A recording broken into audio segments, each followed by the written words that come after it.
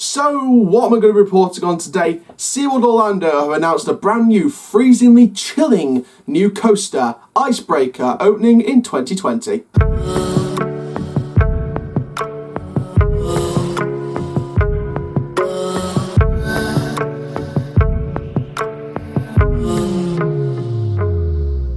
Hello there guys, my name is Coach Chai, YouTube channel Doncaster born but built for Theme Park News. My name is Aaron Chan and welcome to another Theme Park Newsroom update. Now I released my analysis video on Iron Gwazi at Busch Gardens Tampa Bay.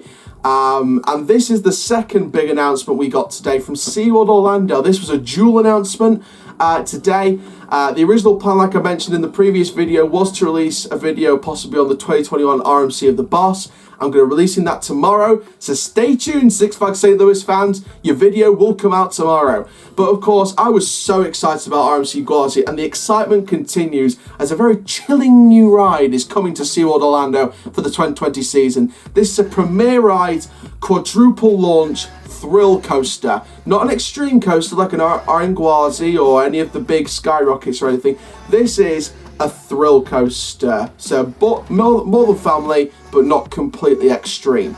This is Icebreaker. Now, first of all, the name. Now, the name Icebreaker, I didn't see this coming. I don't think anyone expected Icebreaker. I think people expected, I think Gyrfalcon or Gyrfalcon, I'm not sure how it's pronounced, but that was the big name rumoured for this project. Where was the name Gyrfalcon coming from? It was the fact that the theme of the teaser that they released was #BreakTheIce.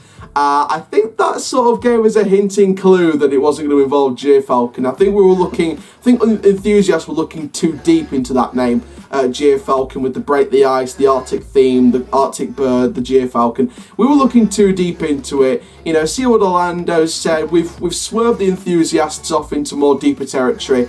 But they don't know the name from the #BreakTheIce is just Icebreaker.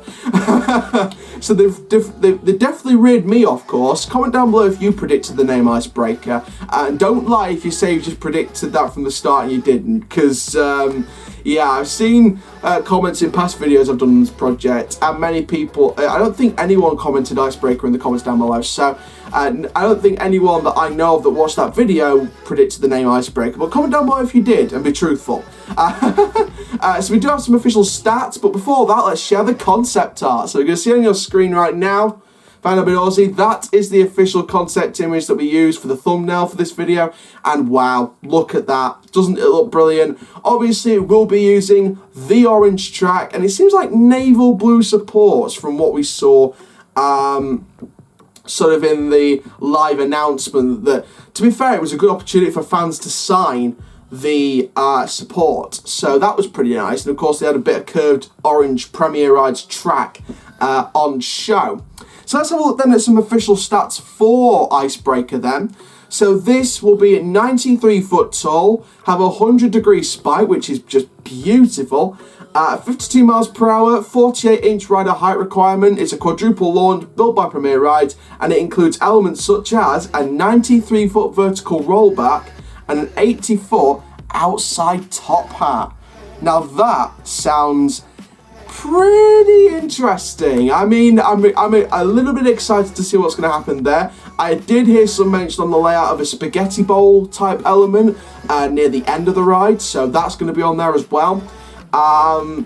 And it seems to me as if there's going to be no inversions on this ride. Now, of course, when we got the leaked Premier Ride plans that we discussed about in an earlier video, make sure you go and check that video out. It's all on the SeaWorld Parks playlist. Now, when we discussed about that sort of potential leaked plans, we discussed about the fact that how it's going to come out of the station, it's going to go up the spike and back down, and then back up the spike and back down. So we knew it had that Tigris Skyrocket 2 style launch system with the spike. But of course, I think many of us predicted the spike would be curved. However, it's not. It's like straight up, it feels like, or straight up. So again, it's pretty interesting to see what's going to happen with this. The concept art seems to be showing some fantastic stuff. So if you don't know where this is going, basically the queue area and stuff like that, this is going to be replacing the old outside sitting area in Mango Joe's restaurant, and it'll actually run across, and it'll run, but this side will run as far back as the Bayside, or just near the Shamu and the Bayside Stadium. So you know, it's quite a long coaster for a thrill. It's like they've discussed this as a thrill coaster with family thrills, like a proper thrill coaster, but died down a little bit. The thrills have died down a little bit. So we are looking at a family thrill launch, like Wave Breaker was for San Antonio. That's a family thrill launch because it's got quite a nice intermin launch, but again, it's that family thrill coaster over the lakes. So, you know, this one's near a lake, I guess, with the Bayside Stadium, but you know, this is going to be your family thrill launch coaster on that same level, but just a little bit higher than Wave Breaker in terms of thrills, because of course, you know, this is going to have that spike style element. So it's on that same Skyrocket 2 level of thrills, without the inversion, of course. Now, of course, I did mention the inversion. When we got the leads plans, we did think there was going to be a barrel roll or a heartline roll, I think, somewhere. I think it was over the crossover point, over one of the pathways where the lead plans were. But that element doesn't seem to be there, so there's no inversions on this, which is, again, pretty interesting. Now the name, Icebreaker, like I said, pretty awesome. I love it. And in terms of an overall summary of this ride, I do think this is going to be a great coaster for the park. I think it's sort of the level of thrill that you needed. You know, you need something that's going to split your thrill coasters from your family coasters, your extreme coasters from your family coasters. This thrill coaster is like in the middle of the two, so you've now got a mid-tier coaster, in my opinion. You've got your thrill level coasters, your Manto, which is a B&M Flyer, Kraken with the old Unleashed VR, which is gone, I think, thank God, B&M Flawless, and of course Mako, the B&M Hyper. You've got the extreme coasters there, you've got the family coaster down there, and then you've got this mid-tier coaster, which in the middle of the two for the people that are too old for the family but not enough for the big ones. That coaster, that mid-tier coaster, in my opinion, will be Icebreaker. So they've filled a nice gap in their market here. And bearing in mind they've got a Flyer, a Hyper, a Flawless, and a family coaster.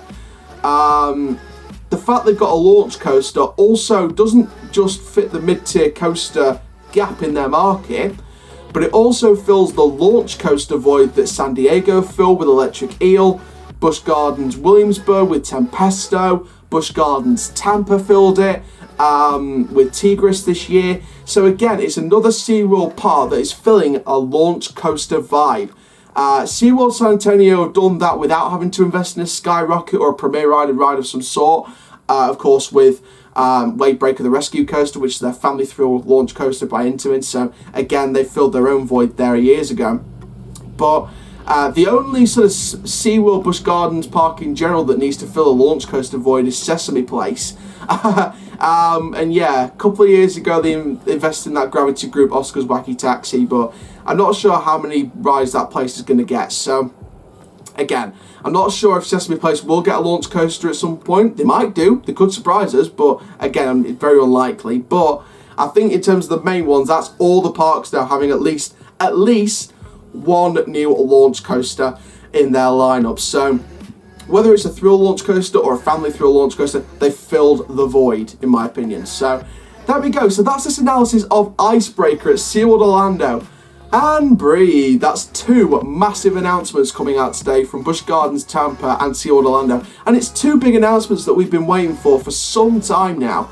I think the only type of announcements we're waiting on now is the surprising ones. You know, is there any surprise announcements for 2020 or 2021 even? Is there any early announcements for those dates? You know, there's no real big coasters in America, Europe, UK for 2020 that haven't already been announced. Obviously, Flamingoland's 10 looping coaster back here in the UK at Flamingoland, we're still waiting on the name of that and things like that, and some, any official animation footage that they're going to release on the announcement day for the coaster, which knowing UK parks will be in the winter season as the parks wind down for the season in the UK, because parks don't usually open their big rides in the winter. So again, you're sort of looking at Flamingoland as the big project announcement.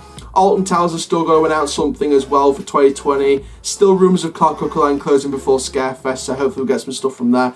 Thorpe Park, don't know what they're doing. Chessington, we know they're busy with the drop tower in 2021, so I wouldn't expect them to do much. I know they're relocating Flying Jumbos, so I'm not expecting them to do much. In terms of Europe, I think Fly at Phantasialand needs an opening date because we don't know what's happening with that project. Is it 2019? Is it 2020? Again, we don't know. Back in the USA then, there's no real big coaster that needs to be announced now. I think that's pretty much it for the big announcement season in the US this year. So, you know, I think that in terms of new rides and attractions, for the new big rides and attractions, I think all rides are going to be on 2021 now. So, you know, there are a few parks that are looking at 2021. People looking at Cedar Point, King's Dominion, Magic Mountain. You know, 2021 is still going to be a big year that's been rumoured. So, in terms of 2020 coasters and anything like that, I think the big ones in the USA have all been announced now. So the announcement season is dying down. It's winding down for another year. And of course, it will raise itself back up in winter season next year. When it comes to January 2020, that's when the rumours and the predictions start. That's when speculation starts and it all just rises up again. So happy days for theme park newsroom channels like myself that make daily videos more than once a day and working myself to death. So fun times. So thank you very much for watching this theme park newsroom update from Seaworld Orlando's new coaster Icebreaker. Like I said, I'm really excited about this project and I hope you guys are too. Make sure you like the video, comment down below your thoughts and subscribe to Coaster Channel YouTube channel so you never miss YouTube video by clicking the notification bell, and share this channel with your friends and family and the rest of the Coaster Channel fan base. Thank you very much. My name is Aaron Chandler and you've been watching another Theme Park Newsroom update on Coaster Channel YouTube channel. Keep living the coaster life and I'll see you guys in the next video soon. Take care. Have an awesome day, my friends.